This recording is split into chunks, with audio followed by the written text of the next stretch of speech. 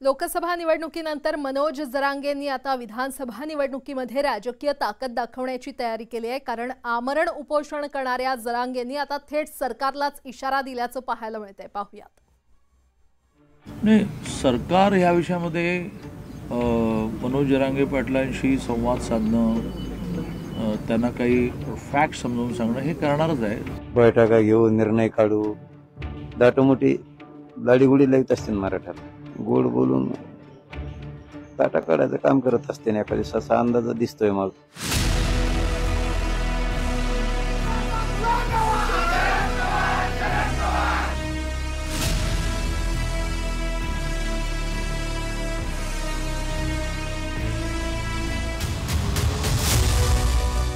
लोकसभा निवडणुकीमुळे जितका आत्मविश्वास महाविकास आघाडीचा वाढलाय त्याहून जास्त मराठा उपोषणकर्ते मनोज जरांगेंना लोकसभा निवडणूक निकालानं बळ मिळाल्याचं दिसतंय। त्याचं कारणही स्पष्ट आहे। लोकसभा निवडणुकीचा निकाल पाहता जरांगेंच्या मराठा आंदोलनाचा थेटपणे 7 लोकसभा मतदारसंघाच्या निकालावर परिणाम झाल्याचं उघड झालंय। ज्यात जालन्यात मराठा मतांचा थेट फटका भाजपच्या रावसाहेब दानवेंना बसला आणि काँग्रेसचे कल्याण काळे विजयी झाले। बीडमध्ये पंकजा मुंडेंच्या पराभवामागे मराठा फॅक्टर अगदी स्पष्टपणे जाणवला, ज्याचा थेट फायदा बजरंग सोनवणेंना मिळाला। परभणीत महायुतीच्या महादेव जानकरांना मराठा मतं विरोधात गेल्यानं फटका बसला आणि संजय जाधवांची सरशी झाली। धाराशिवमध्ये राष्ट्रवादीच्या अर्चना पाटलांचा पराभव आणि ओमराजेंच्या विक्रमी विजयात मराठा मतांचा वाटा मोठा आहे। नांदेडमध्येही प्रतापराव चिखलीकरांच्या पराभवामागे मराठ्यांची नाराजी आहे, ज्याचा थेट फायदा वसंत चव्हाणांना मिळाला। हिंगोलीत शिवसेनेच्या बाबूराव कदम कोहळीकरांना मराठा मतांचा झटका बसला आणि नागेश पाटील आष्टीकरांचा विजय सुकर झाला। अहमदनगर दक्षिणमध्ये भाजपच्या सुजय विखेंच्या पराभवात आणि निलेश लंकेंच्या विजयात जरांगे फॅक्टर दिसला।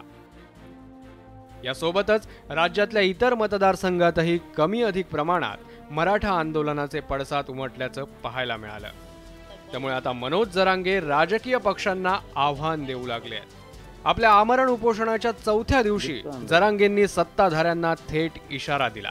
आमरण उपोषण कठोर चालू आहे, बैठका घेऊन निर्णय काढू, दाटोमोठी लाडीगुडी लावत असतील मराठ्याला, गोड बोलून ताटा काढायचं काम करत असते ना एखाद्या असा अंदाज दिसतोय मग।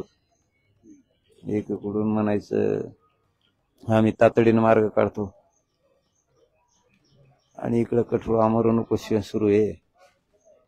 तातडीने मार्ग काढतो म्हणायचं, 5-5 दिवस होऊ द्यायचे, म्हणजे याला डाव सुद्धा असू शकतो असं वाटतं। मराठा आरक्षणाची मागणी ही तशी जुनीच आहे।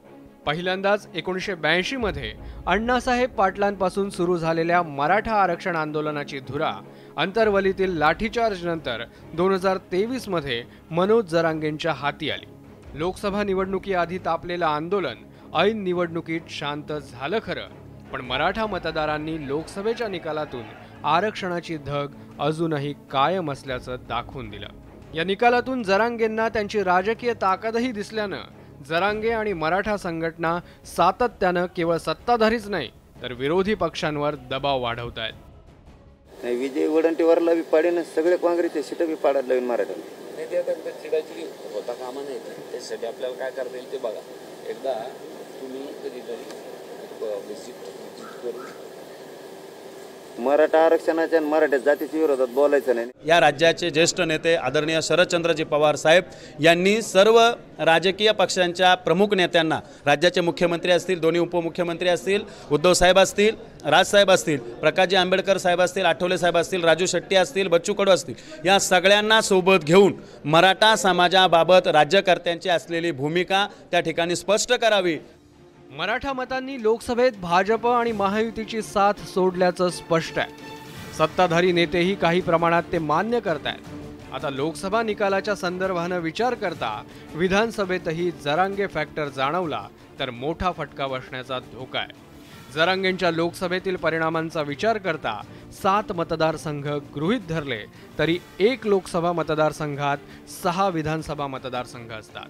त्यानुसार 7 लोकसभा मतदारसंघ म्हणजेच 42 विधानसभा मतदारसंघ होतात।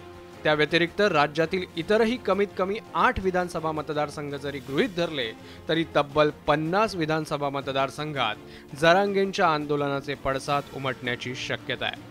या 50 जागा जिकडे प्लस मायनस होतील तिकडे राज्यातील सत्तेचं पारडं झुकताना दिसेल।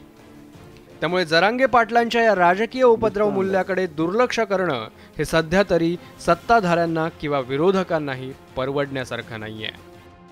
नाही, सरकार ह्या विषयामध्ये मनोज जरांगे पाटलांशी संवाद साधणं, त्यांना काही फॅक्ट समजावून सांगणं हे करणारच आहे, करेल।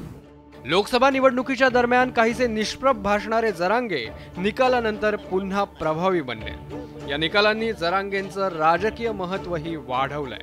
त्यामुळे मनोज जरांगे पाटलांचं आमरण उपोषण जसजसं लांबत जाईल तसतसं पुन्हा एकदा महाराष्ट्रात मराठा आरक्षणाचा मुद्दा तापण्याची शक्यता आहे। त्यामुळे आता सरकार यावर नेमका काय आणि कसा तोडगा काढतं हे पाहणं महत्त्वाचं ठरेल। Bureau report, news 18 Lokmat.